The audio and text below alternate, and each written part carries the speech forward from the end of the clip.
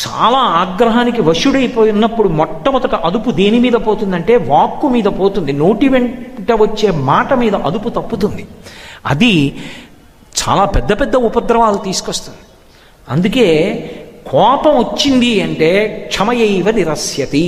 అందుకన్నారు మహానుభావుడు వాల్మీకి మహర్షి, ఓర్పు చేత పక్కన పెట్టేశాయి. యథోరగస్త్వచం జీర్ణాంస వై పురుషముచ్యతే. పాము కుబుసాన్ని విడిచిపెట్టినట్టు కోపాన్ని విడిచిపెట్టకపోతే పాడైపోతావు. శ్రీరామాయణంలోనే కోపం వచ్చినటువంటి వాడు ధర్మం తప్పకుండా పరిశీలనాత్మకంగా నిగ్రహించుకొని కోపాన్ని ఒక ఉత్తమ సాధనంగా వాడుకున్న ఒక మహాపురుషుడు కూడా కనపడతాడు. నేను మీకు ఆ ఉదాహరణ చూపించాలి అంటే గౌతమ మహర్షి మహానుభావుడు. అంతటి గౌతమ మహర్షి యొక్క భార్య అహల్య, ఆమె మహాపతివ్రత, మహాతల్లి. వాళ్ళిద్దరూ ఎంతో గొప్ప జీవనం చేస్తూ ఎందరి యొక్క ఆర్తో పోగొట్టుకోవడానికి కారకులైనటువంటి వారు. అటువంటి గౌతమ మహర్షి యొక్క దంపతులు నివసిస్తున్నటువంటి కాలంలో ఇంద్రుడు అహల్య మీద తనకి ఉండిపోయినటువంటి కామము చేత ఒకానొక రోజున గౌతమ మహర్షి యొక్క వేషాన్ని ధరించి గౌతమ మహర్షి యొక్క ఉటజములోకి ప్రవేశించాడు. అది ఏ సమయంలో?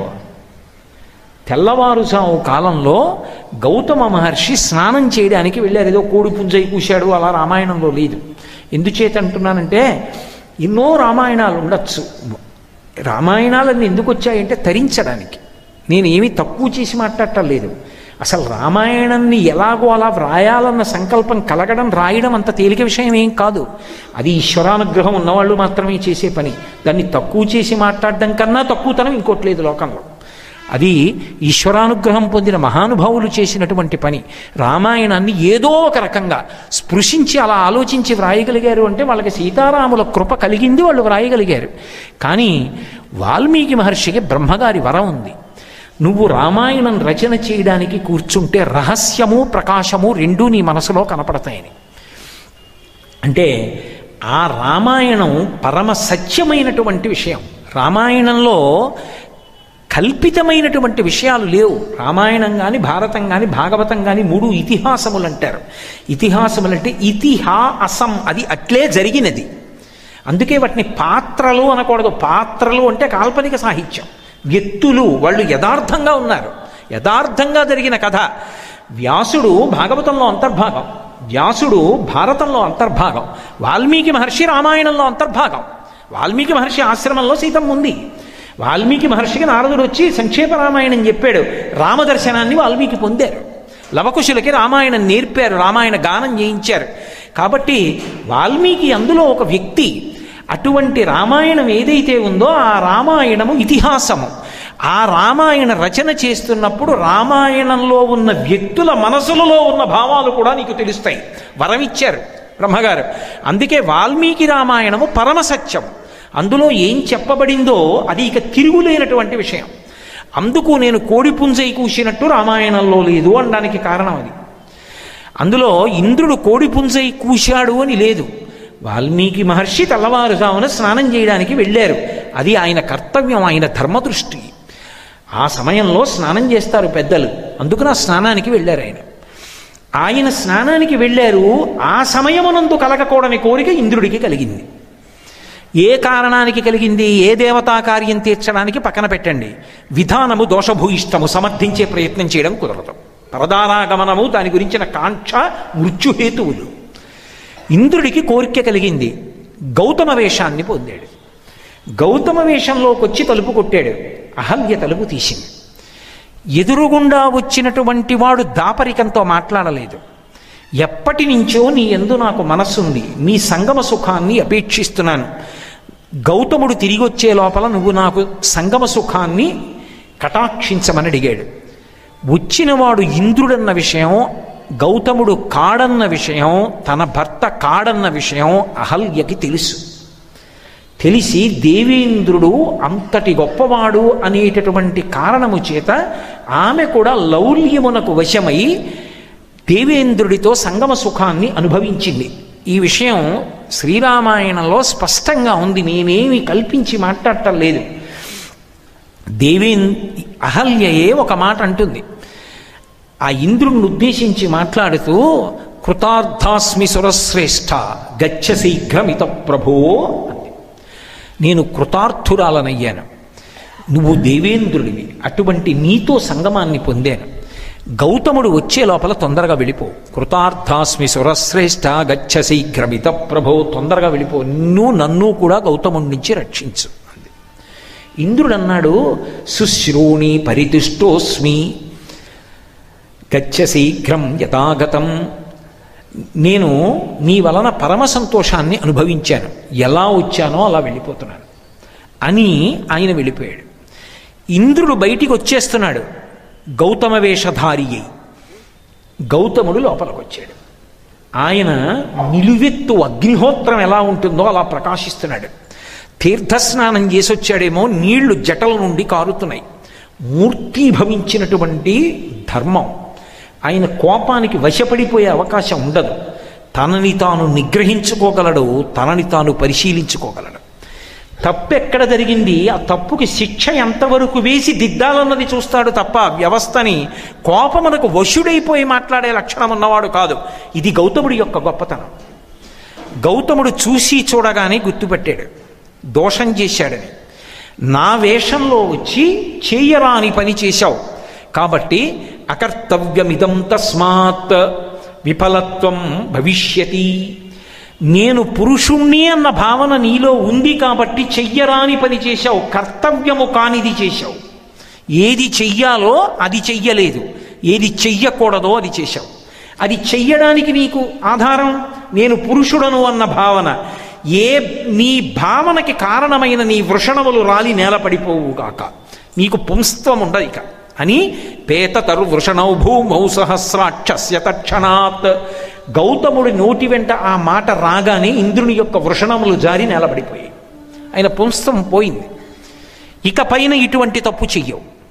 తప్పు చెయ్యడానికి ఏది దోషమో దాన్ని తీసేశాను, ఇక నీకు తప్పు చేసే అవకాశం లేదు.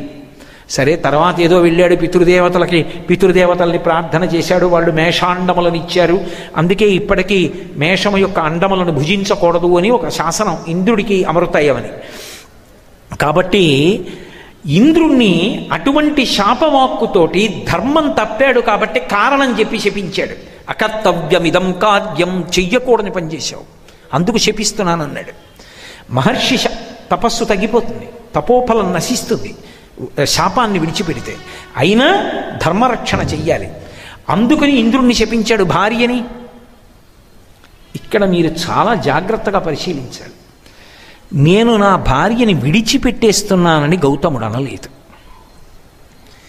ఎందుకు అనలేదంటే ఒకటే కారణం, అసలు ఈ దేశ సంస్కృతిలో, ఈ దేశ సంప్రదాయంలో విడాకులన్న మాట లేదు, భార్యాభర్తలు విడిపోవడం అన్న మాట లేదు. సావో రేవో, ఒకసారి పెళ్ళయ్యాక అంతే. ఆమె నీ మాట వినదా, నువ్వు అదృష్టవంతుడివి, వైరాగ్యం వస్తుంది. ఆమె నీ మాట వింటుందా, నువ్వు అదృష్టవంతుడివి, ఆమెతో కలిసి అనేక ధర్మకార్యాలు చెయ్యి. తప్ప ఆమెని నేను విడిచిపెట్టేస్తున్నాను, ఆమెని పరిత్యజిస్తున్నాను, ఈ మాట లేదు. అందుకే విడాకులన్న మాట మీకు కనపడదు. ఏ పెద్ద దోషం చేస్తే అసలు భార్య నా మాట నచ్చో ఆ మాట గౌతముడు వాడలేదు. అందుకే ఆయన అన్నాడు, నువ్వు చెయ్యరాని పని చేశావు, ఇంద్రుడిని తెలిసి కూడా సంగమించావు, అందుకే నువ్వు ఇదే ఆశ్రమంలో బహు నిత్యం వసిష్యసి. ఎలా? వాయుభక్ష నిరాహార తప్యంతి భస్మశాయిని అదృశ్యా సర్వభూతానాం. ఈ ఆశ్రమ ప్రాంగణానికి వచ్చినటువంటి ఏ భూతమునకు కూడా ఇక్కడ నువ్వు ఉన్నావన్న విషయం కనపడదు. నువ్వు అన్నం తిన్నావు, తిన్న అన్నంలోంచి రజోగుణం పుట్టింది, రజోగుణం పుట్టింది కాబట్టి అధర్మమైన కోరిక పుట్టింది, అధార్మికమైన కోరిక తీర్చుకున్నావు, అందుకే అన్నం తినకింక. ఎంత గొప్ప అనుగ్రహం అండి! భార్యని ఉద్ధరించుకుంటున్నాడా? అంత తప్పు చేసిన భార్యని ఉద్ధరిస్తున్నాడు తప్ప విడిచిపెట్టట్లేదు.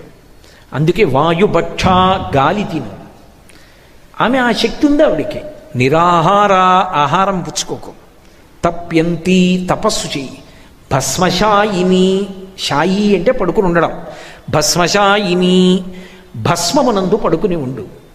ఆవిడ్ని శిల అయిపోమ్మని చెప్పలేదు. శిల అయిపోతే ఇంక చైతన్యమే ఉంటుంది, ఇంక తపస్సు ఏం చేస్తుంది? భస్మశాయిని భస్మము చేత కప్పబడి ఉంటావు. అదృశ్యా సర్వభూతానాం సమస్త భూతములకు నువ్వు కనపడవు, అలా ఉంటావు. తపస్సు చెయ్యి. నీ తపస్సు పండిన రోజు ఒకటి వస్తుంది. ఆ రోజు గుర్తు ఏమిటంటే రామలక్ష్మణులు వస్తారు. రామలక్ష్మణులు వచ్చిన తరువాత నువ్వు ఏ పాపం చేశావో ఆ పాపం నీ తపస్సు చేత పోయిందని గుర్తు. అప్పుడు వాళ్ళకి ఆతిథ్యమి, నేను వచ్చి నిన్ను మళ్ళీ స్వీకరిస్తాను, మనం సంతోషంగా మళ్ళీ జీవనం చేద్దాం. ఇప్పుడు నాకు చెప్పండి, గౌతముడు కోపమునకు వశుడైతే ఇలా మాట్లాడగలడా? ఇంత లెక్క కట్టి ఇంత జాగ్రత్తగా భార్యని ఉద్ధరించుకోవడానికి మాట్లాడతాడా? అంతకన్నా దోషభూయిష్టమైనటువంటి వాక్కు నోటి వెంట వచ్చేస్తుందా? ఇది నిగ్రహించుకోవడం అంటే. ఇది తప్పు చేసిన ధర్మాన్ని దృష్టిలో పెట్టుకుని మాట్లాడాడు. అంటే కోపమును నిగ్రహించుకోగలిగిన వాళ్ళు ఎవరున్నారో వాళ్ళు మహాపురుషులై నిలబడతారు. వాళ్ళు పడిపోయిన వాళ్ళని పైకెత్తగలరు ఎవరంటే ఆ కోపాన్ని నిగ్రహించుకునే స్వభావం ఉన్నవాళ్ళు. ఆ నిగ్రహించుకునే స్వభావం గౌతముడికి లేకపోతే ఆయన మొత్తం తపస్సు పోయేట ఆయన ఏదేదేదేదో అనేసేయచ్చు అని అనలేదు. ఈ మాటలు అన్నాడు, ఆయన వెళ్ళిపోయాడు. బాలకాండలో విశ్వామిత్ర మహర్షిని రాముడు అడుగుతాడు, ఏమిటి ఇంత నిర్జనంగా ఉంది ఆశ్రమ ప్రదేశం అంటే? విశ్వామిత్రుడు ఎంతో బాధతో చెప్పాడు, ఒకప్పుడు ఎందరో అతిథులతో ఋషులతో అద్భుతంగా ఉండేటటువంటి ఆశ్రమం రామా, ఈ గౌతమాశ్రమంలో ఒకప్పుడు ఇలా జరిగింది అని. విశ్వనాథ సత్యనారాయణ గారు రామాయణ కల్పవృక్ష రచన చేశారు. అందులో బాలకాండలో అహల్యా వృత్తాంతం గురించి, అహల్యా శాప విమోచనం గురించి మహానుభావుడు రామాయణాన్ని అనుభవించి రామాయణాన్ని కల్పవృక్షంగా ఇచ్చి తరించిపోయినటువంటి వాళ్ళలో విశ్వనాథ సత్యనారాయణ గారు ఒకరు. ఆయన ఒక మాట అంటారు, ప్రభుమేనిపై గాలి పైవచ్చినంతనే పాషాణమొకటికి స్పర్శ కలిగి, ప్రభుకాలి సవ్వడి ప్రాంతమైనంతనే శిలకొక్కదానికి చెవులు కలిగి, ప్రభుమేని నెత్తావి పరిమళించినతోన యశ్మంబు ఘ్రాణేంద్రియంబునుంది, ప్రభునీలరత్నతోరణ మంగళాంగంబు కనవచ్చి రాతికి కనులు కలిగి, ఆ ప్రభుండు వచ్చి ఆతిథ్యమును స్వీకరించినంత హృదయ ఉపల వీధి ఉపనిషద్వితానములికి శ్రీరామ భద్రాభిరామమూర్తి యగుచుతూచే అన్నారాయన. రాముడు వస్తుంటేట పంచతన్మాత్రలు పనిచేయడం మొదలుపెట్టాయి. ఆవిడ తపస్సులో ఉండిపోయింది. ఆ తపస్సులో ఎవరికీ కనపడకుండా తనలో తాను అంతర్లీనంగా వాయుభక్ష నిరాహార తప్యంతి భస్మశాయిని అయ్యున్న తల్లి బహిర్ముఖురాలవుతోంది. ఆ బహిర్ముఖురాలు అవడం వర్ణించారు విశ్వనాథ వారు. అబ్బా, ఏమి తపస్సు చేశాడో మహానుభావుడు. ఆ రామచంద్రమూర్తి వస్తూ ఉంటే ప్రభుమేనిపై గాలి పైవచ్చినంతనే పాషాణమొకటికి స్పర్శ కలిగే, రాముణ్ణి తగిలిన గాలి అహల్యకి తగలగానే స్పర్శ తెలియడం మొదలుపెట్టింది. అంటే చైతన్యం వస్తోంది, చర్మం పనిచేయడం మొదలుపెట్టింది, స్పర్శ వచ్చింది. ప్రభుకాలి సవ్వడి ప్రాంతమైనంతనే శిలకొక్కదానికి చెవులు కలిగి, రామచంద్రమూర్తి యొక్క అడుగుల చప్పుడు వినపడగానే చెవులు పనిచేయడం మొదలుపెట్టేయట. శాప విమోచనం అయిపోతోంది. శిలకొక్కదానికి చెవులు కలిగి, ప్రభుమేని నెత్తావి పరిమళించినతోన యశ్మంబు ఘ్రాణేంద్రియంబునుంది. రామచంద్రమూర్తి మించి వచ్చేటటువంటి ఆ సువాసన తగలగానే ముక్కు పనిచేయడం మొదలుపెట్టింది. ప్రభునీలరత్నతోరణ మంగళంగంబు కని వచ్చి రాతికి కనులు కలిగి, ఆయన యొక్క నీలకాంతి, ఆ రామచంద్రమూర్తి పుంసాం మోహన రూపాయ పుణ్యశ్లోకాయ మంగళం, ఆయన నడిచొస్తుంటే ఆయన కాంతికి కనురెప్పలు విచ్చుకొని చూడడం మొదలుపెట్టేయట. మరి నాలుక, ఆయనకి ఆతిథ్యం ఇచ్చిన తరువాత నాలుక పనిచేయడం మొదలుపెట్టింది. శ్రీరామ భద్రాభిరామమూర్తి యగుచుతూ చేయి, ఇక సీతా కళ్యాణమై శ్రీరాముడు కాబోతున్నాడని తెలుసుకుంది. రాముడు నా వల్ల శాప విమోచనమైందనలేదు.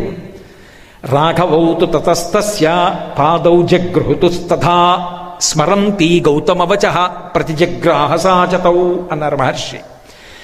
అహల్య ఇలా పైకి లేవగానే రామలక్ష్మణులు ఇద్దరూ వెంటనే కింద పడి అహల్య పాదములు పట్టుకుని నమస్కారం చేశారు. నేను నమస్కరించవలసినటువంటి లోకమాత అయ్యున్నది అహల్య తన తపస్సు చేత తన పాపాన్ని పోగొట్టుకుంది. ఆమె పేరెత్తిన వాళ్ళ పాపాలు కూడా పోతాయి. ఇక ఆవిడ గతంతో సంబంధం లేదు. 2 తను బ్రహ్మచారిగా ఉన్నారు. ఎదురుగుండా ఉన్నది గృహస్థు మహర్షి యొక్క ఇల్లాలు. అంత తపస్సు చేసిన తల్లి. రాముడు నేల మీద పడి తన ధర్మాన్ని నిరూపించుకున్నాడు. ఆవిడ కాళ్ళకి నమస్కారం చేశాడు. ఆవిడ స్మరంతి గౌతమవచః, అది భర్త మీద గౌరవం అంటే. ఎంత గౌరవం తల్లికి! ఆయన మాట జ్ఞాపకానికి వచ్చింది. ఓ రామలక్ష్మణులు వస్తారు, వాళ్ళకి ఆతిథ్యం ఇమ్మన్నాడు. వెంటనే పిలిచి కూర్చోపెట్టి ఆతిథ్యం ఇచ్చింది. ఆవిడ ఇప్పుడు లోకములన్నిటి చేత పూజించి గౌరవింపబడవలసినటువంటి మహా ఇల్లాలు, మహాపతివ్రత ఋషిపత్ని అయింది. అటువంటి అహల్యామాత విషయంలో గౌతమ మహర్షి శాపాన్ని ఇచ్చేటప్పుడు, కోపాన్ని వాడేటప్పుడు ఉద్ధరణకి హేతువులుగా ఇంద్రుడి పట్ల కానీ అహల్య పట్ల కానీ కోపాన్ని ఎంత వశం చేసుకుని ఒక సాధనంగా అవతల వాళ్ళని పైకెత్తడానికి ఉపయోగించారు తప్ప, మార్పు తేవడానికి ఉపయోగించారు తప్ప, కేవలం తప్పు చేశారని కోపం పెట్టుకోవడానికి ఉపయోగించలేదు. ఇది న్యాయం అంటారు. న్యాయము అంటే ఏంటంటే ఏ పరిస్థితుల యందు అన్నది చూద్దాం. ఆ పరిస్థితులను చూశాడు. చూసి దోషానికి కారణాన్ని అంచనా వేశాడు. అంచనా వేసి ఆ దోషం మళ్ళీ కలగకుండా ఉండడానికి ఏం జరగాలో అది శిక్షగా వేశాడు తప్ప, తనకి కోపం వచ్చేసింది కాబట్టి అదుపు తప్పిపోయి గౌతముడు మాట్లాడలేదు. ఇది మహాత్ముల యొక్క జీవితాలు. అటువంటి రామాయణానికి మనం వారసులం. అటువంటి గౌతముడే అహల్యని ఉద్ధరించుకున్నాడు. భార్యలో ఏదో చిన్న చిన్న లోపాలున్నంత మాత్రం చేత భార్యని విడిచిపెట్టేస్తానని పురుషుడు అనొచ్చా? అనకూడదు. అసలు ఆడదానికి పెద్ద శిక్ష ఏమిటి అంటే భర్త మనసులో స్థానం నుంచి జారిపోతూ ఉండడమే. అంతకన్నా శిక్ష లోకంలో ఇంకోటి ఉండదు. ఏ స్థానం భర్త ఇచ్చాడో ఆ స్థానంలో ఊంచుకోవడం చేతకాక జార విడుచుకొని కిందకి దిగిపోతుంటే అది దోషమేమో కానీ, అలా జారుతున్నా ఉద్ధరించుకున్న భర్త లోకానికి ఆదర్శవంతుడయ్యాడు గౌతముడు.